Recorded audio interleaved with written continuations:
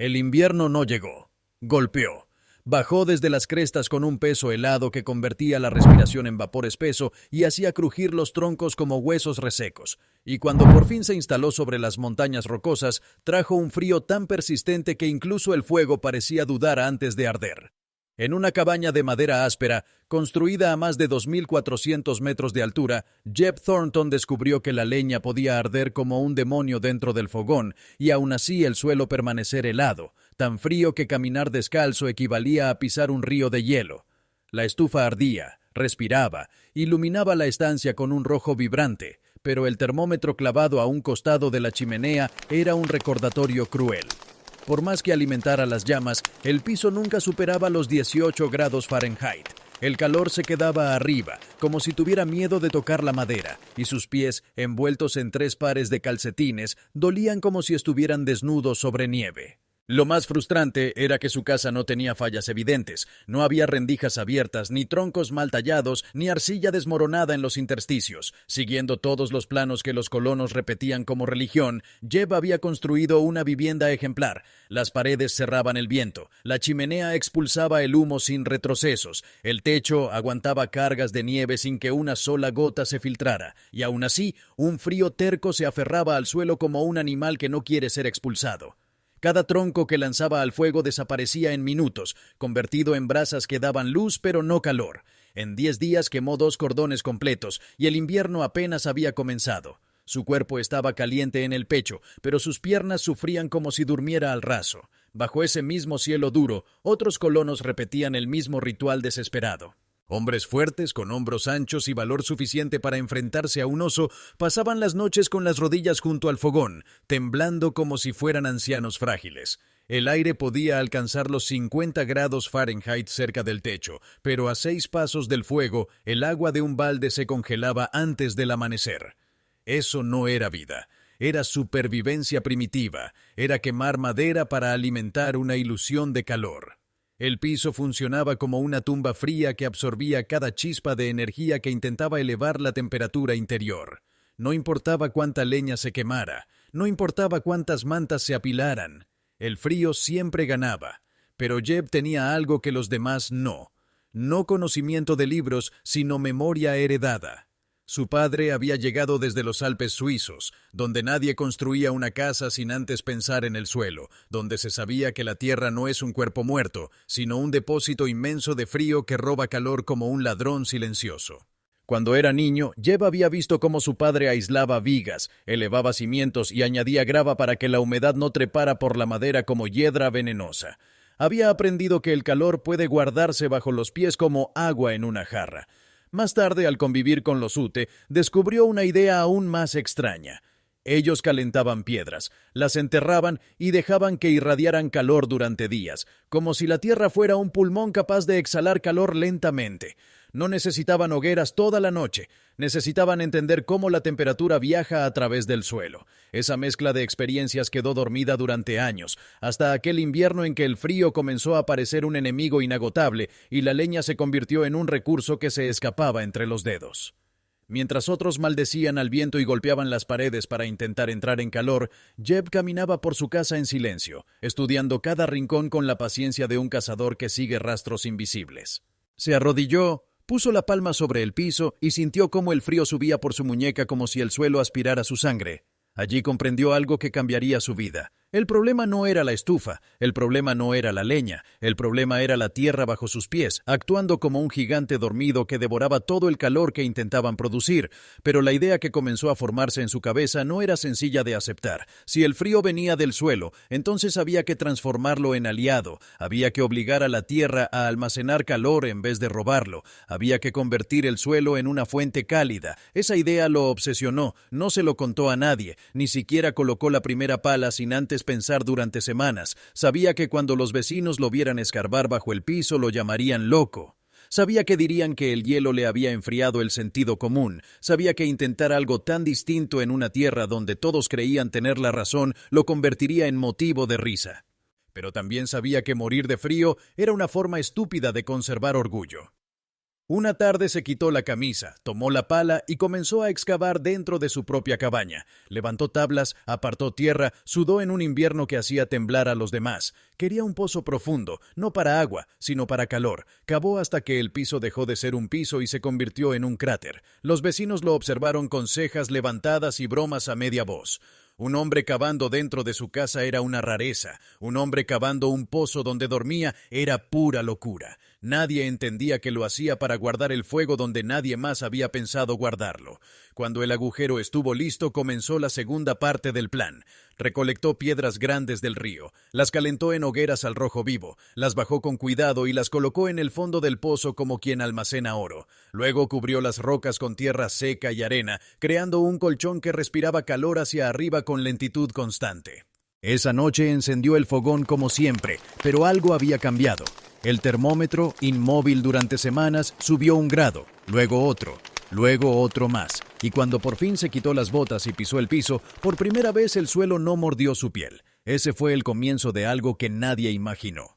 La primera noche después de instalar el pozo fue apenas un susurro de cambio, una variación tan pequeña que cualquiera habría dicho que era coincidencia, porque el termómetro subió despacio, casi con timidez, como si el calor no creyera tener permiso para quedarse, pero Jeb se quedó despierto observándolo, recargando leña con la misma regularidad de siempre, manteniendo la llama firme y brillosa, esperando que la tierra hiciera lo que él imaginaba que podría hacer si se le daba tiempo. Durante horas el piso estuvo templado solo en un punto pequeño, justo donde había cubierto las piedras enterradas con arena caliente, y aunque el resto del suelo seguía helado, ya no era un frío que mordía, sino uno que retrocedía. Esa noche Jeb durmió mejor que en cualquier día del invierno anterior, y al despertar se encontró con algo que le dio la certeza que necesitaba. El suelo seguía caliente aunque el fuego llevaba horas apagado. Ese detalle pequeño, casi invisible, era una revolución.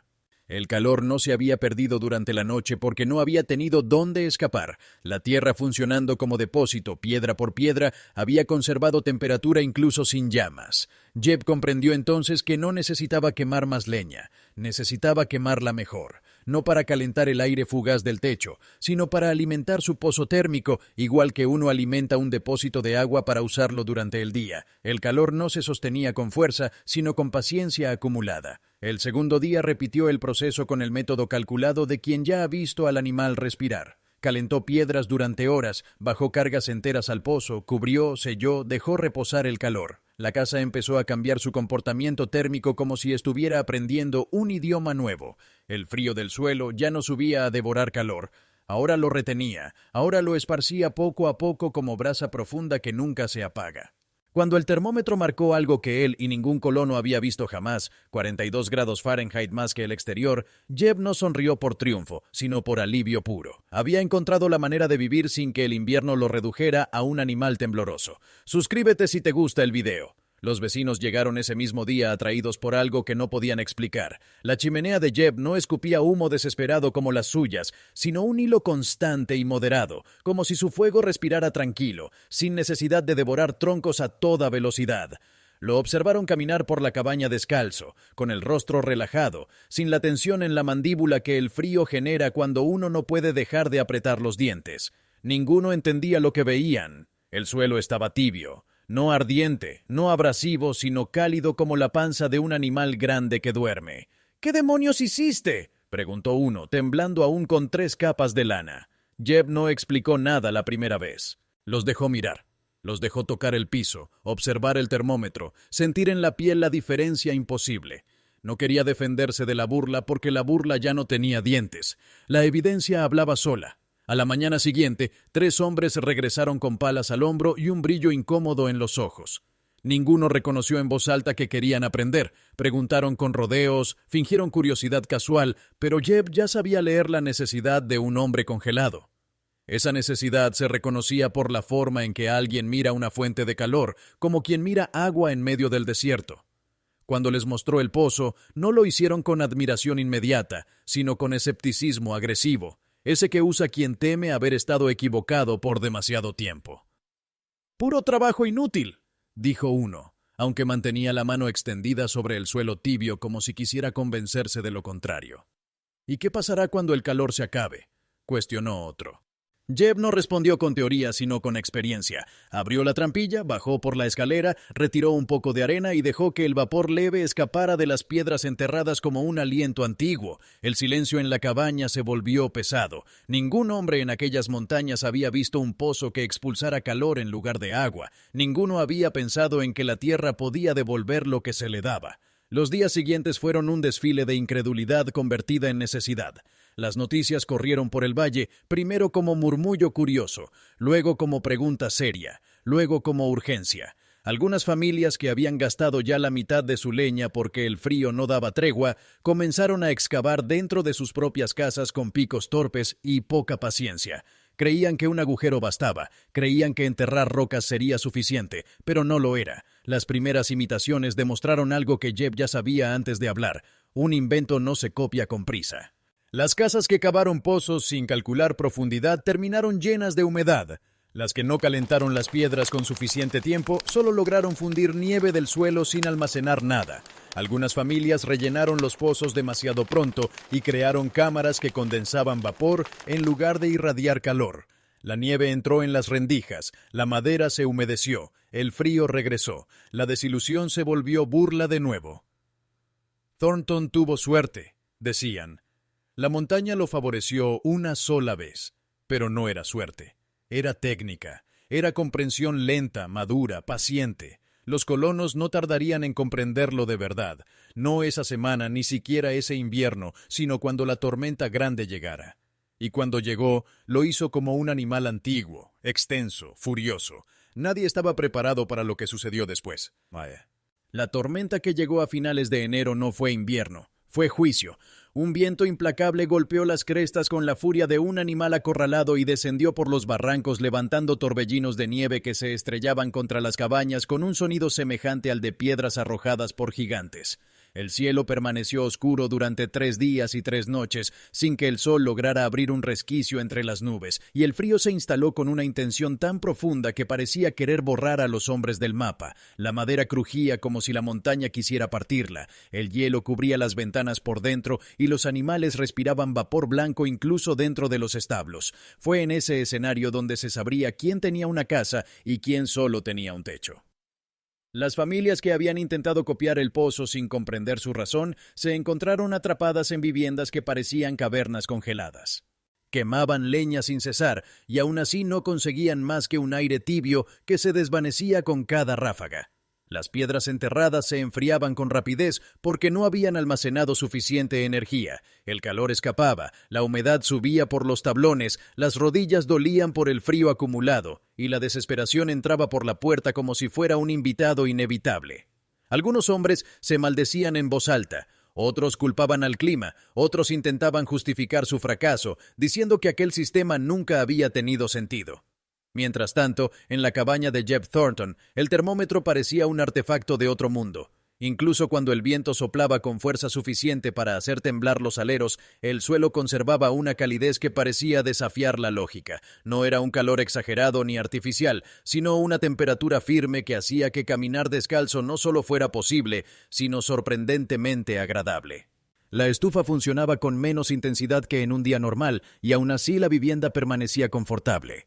Jeb movía los troncos como quien alimenta a un animal manso, no como quien lucha contra un depredador. El pozo no solo devolvía calor, lo hacía con dignidad y constancia. El segundo día de la tormenta, cuando el resto del valle ardía leña con desesperación, las familias comenzaron a llegar una por una al porche de Thornton. Llegaban encorvadas, con los rostros rojos por el viento y las manos temblorosas. Al principio pedían leña, luego pedían explicación y finalmente pedían permiso para entrar. Dentro descubrieron algo que ninguno había considerado posible en pleno invierno. Un hogar que respiraba lentamente, equilibrado, calentado desde abajo por un gigante invisible. Allí el frío era visitante, no dueño. Jeb no necesitó presumir ni defenderse. La evidencia estaba bajo los pies de todos. Fue entonces cuando la burla murió. No se apagó rápido como un fósforo. Murió despacio, como muere el orgullo cuando el cuerpo agradece algo que antes despreciaba. Un padre se sentó junto al fogón sin quitarse las botas porque tenía miedo de sentir el suelo caliente y darse cuenta de cuánto tiempo había sufrido innecesariamente. Una mujer dejó caer una manta de lana y la observó con incredulidad porque por primera vez en meses no la necesitaba sobre los hombros. Dos niños se quedaron dormidos en el piso como si fuera verano. Ese fue el momento en que todos entendieron que no estaban presenciando suerte ni casualidad, sino resultado de observación, disciplina y paciencia. En los días siguientes, cuando el clima mejoró apenas lo suficiente para sostener una pala sin que los dedos se torcieran, varios colonos pidieron a Jeb que les enseñara no solo el concepto general, sino el método completo, porque ahora querían reproducirlo con exactitud. Jeb aceptó, pero no permitió que ninguno comenzara a escarbar sin comprender antes el principio fundamental. El fuego no calienta el aire, calienta la masa. La masa retiene lo que el aire desperdicia. La piedra, cuando recibe calor, se convierte en un depósito lento, profundo, terco, imposible de enfriar con una ráfaga de viento. El pozo no funcionaba por magia, funcionaba por física. A diferencia de las primeras imitaciones improvisadas, los nuevos pozos se cavaron con medidas exactas. La profundidad debía permitir almacenar calor sin perderlo hacia la superficie de inmediato. Las piedras debían calentarse durante horas, no minutos. La arena debía filtrar la humedad. La tierra debía compactarse con calma.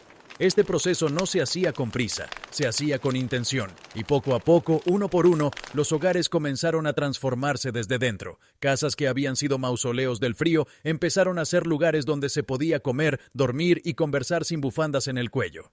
Las montañas dejaron de sentirse como enemigas, se volvieron maestras. No todos adoptaron el sistema al instante. Algunos siguieron confiando en la fuerza del fuego en lugar de la inteligencia del diseño. Pero los años no mienten. Casas con pozos térmicos siguieron en pie con menos desgaste y menos consumo de leña. Niños que hubieran crecido enfermos por el frío comenzaron a correr descalzos en invierno, no por insolencia, sino porque podían.